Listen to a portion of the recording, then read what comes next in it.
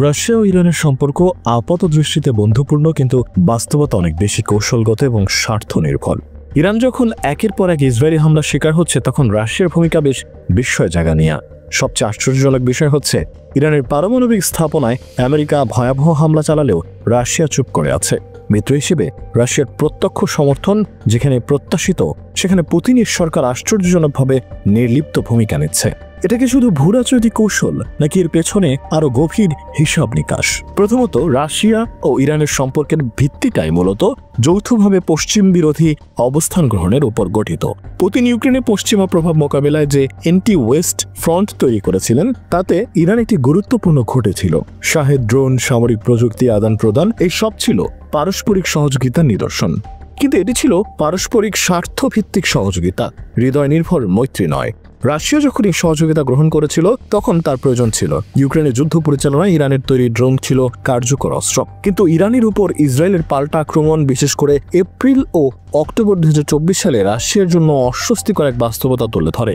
এই হামলাগুলোর পর দেখা গেল ইরানের সামরিক সক্ষমতা সীমিত, আকাশ প্রতিরক্ষা দুর্বল এবং তার রাশিয়ান তৈরি S-300 সিস্টেমও ইসরায়েলের আক্রমণ ঠেকাতে ব্যর্থ।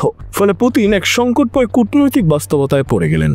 ইরানকে উদ্ধার করবেন না নিজেকে সরিয়ে রাখবেন? এর পরবর্তী পদক্ষেপটি ছিল অত্যন্ত কৌশলী। সিরিয়ায় রাশিয়ার দীর্ঘদিনের মিত্র বাশার আল আসাদ বিদ্রোহীদের হাতে ক্ষমতা হারালেও রাশিয়া কিছু করল না। এখানেই রাশিয়ার অবস্থান পরিষ্কার হয়ে যায়। পুতিন তার সামরিক শক্তিকে ইউক্রেনের বাইরে অন্য কোথাও নতুন জটিলতায় ফেলতে রাজি নন।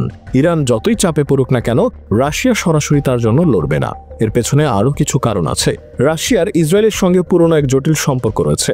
ইসরায়েলে রাশিয়ান ভাষাভাষী ইহুদি জনগোষ্ঠীর বড় একটি অংশ আছে এবং রাশিয়া তাদের নিরাপত্তার বিষয়টি মাথায় রাখে। ওপেকের মাধ্যমে উপসাগরীয় আরব দেশগুলোর সঙ্গেও রাশিয়ার তেলের স্বার্থ জড়িত।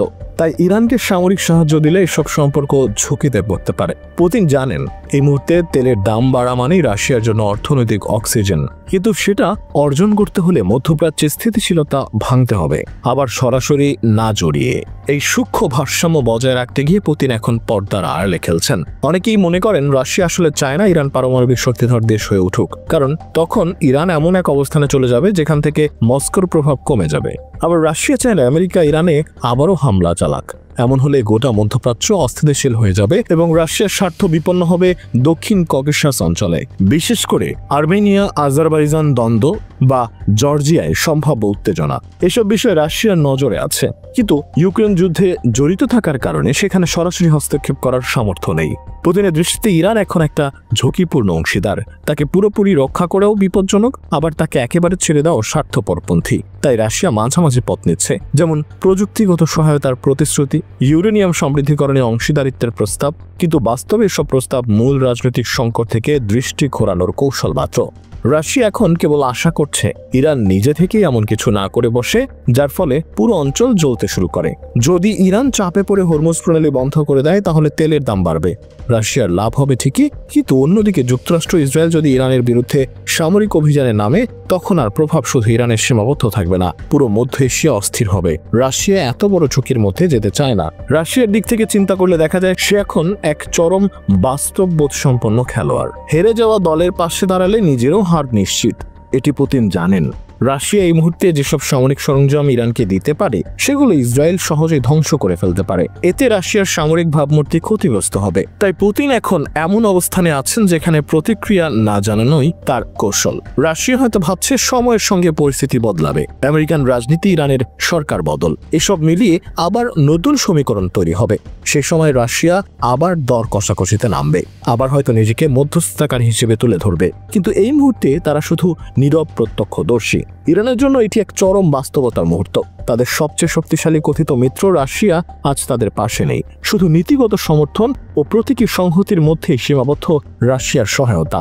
এই বাস্তবতা ইরানকে আরও কোণঠাসা করে তুলছে। আর তাদের সামনে এখন দুটি পথ, একটি একঘরে হয়ে পারমাণবিক পথে এগিয়ে যাওয়া, আরেকটি নিজেদের সীমাবদ্ধতা মেনে কৌশলে ধৈর্য ধরা।